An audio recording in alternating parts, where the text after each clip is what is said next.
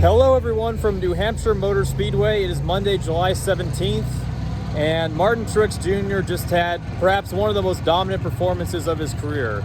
He led 254 of the 301 laps. He was almost untouchable, despite some challenges from the Penske duo of Ryan Blaney and Joey Logano at the end. And this one meant a lot to him, and because he had led 916 laps at New Hampshire without a win. So he does it in dominating fashion today. And Amy, what do you say? What do you say about his win today? It's kind of a little bit of the typical Truex win. It seems like when he wants to go out and dominate a race, he will go out and he can just, put that car out there, lead laps. They didn't make a lot of adjustments during this race, and it really worked out for him. And I know for Truex, this is really where he got his start with his family-owned team. His dad used to race here in what was then the Busch North Series. It's now Arca East, and also in modifieds. And so when Martin Jr. came here with a family-owned team, he had a Busch North race in 2000. This July race here for that series, he led 100 of 100 laps after sitting on the pole and just dominated. And that was kind of the day people noticed this kid, other than having watched his father race for so long. So that is a pretty cool deal to see him finally get that New Hampshire win.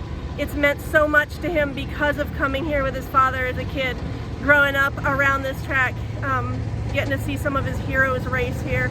So to see him finally get that win, especially with where he's been grappling with the decision of whether or not to come back next year. If he decides not to now, he's absolutely perfectly bookended his career here at Loudon. It is his third win of the season. His first two were at Dover and Sonoma. He now retakes the points lead from William Byron after he fell to second after Atlanta. And he did lead almost 85% of the race, but he certainly had some challengers throughout the day. But all of them seemed to kind of drop off by a couple mistakes. Bell had won the pole, looked to have one of the best cars early with him, but it was just a couple of pit road miscues that they were trying to recover from, and then it was a crash at the end that kind of ended his chances. Almirola looked to be the second best car behind Truex in the middle of the race, but it was a loose lug nut that fell off while Almirola was leading, and he crashed out.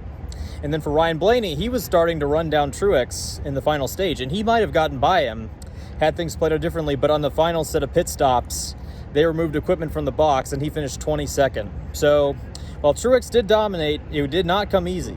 So, it definitely didn't. You know what? Some days it's better to be lucky than good. On this day, he was lucky and good.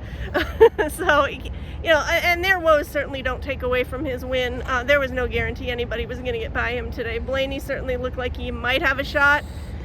Logano looked like he might have a shot on that final restart. He had a good short run car and just couldn't make it happen. Kevin Harvick tried to make it happen with a late tire gamble, but just nobody had anything for that 19 today. That team was crazy good. Indeed. Logano got second at what you would consider the closest track to him, also a home track for him. Kyle Larson turned around what looked to be a not very good day on Saturday to finish third as the best Hendrick car. Kevin Harvick finished fourth in his final race at New Hampshire, and as you can see, we are standing in behind the Harvick 4, turn 4, which has been done at a couple tracks this year. And then Brad Keselowski had another solid finish in fifth. And while Truex did dominate out front, there was certainly some racing throughout the pack. Cars go side by side, and as Amy can tell you all about, the cars were starting to migrate towards the top. Yeah, there was a solid 3 grooves in the corners today, and that was something I don't know if we've ever seen that much of a groove here at Loudon. It usually tends to be a 1 groove track, and you better be able to keep it on the bottom.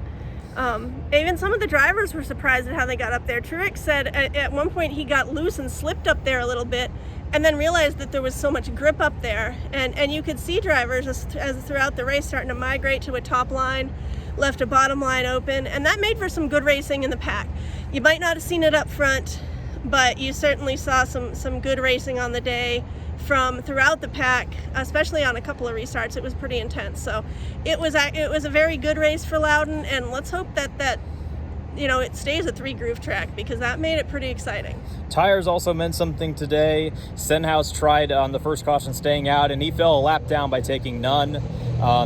drivers took 2 at the end, but the call seemed to be 4 for the most part throughout the day. Overall, pretty good day, and the weather luckily did not get in our way this time. Well, at least for Monday. Sunday definitely rained a lot. But that is all from New Hampshire this weekend. We will be heading to Pocono Raceway next weekend, where we have a lot of great content then. I'm Steven Stumpf, she's Amy Henderson, and so long from New Hampshire. This is Harrison Burton, driver the number 21. Make sure to hit that subscribe button. Also, check out one of these 2 videos beside me. Visit funstretch.com for more racing content.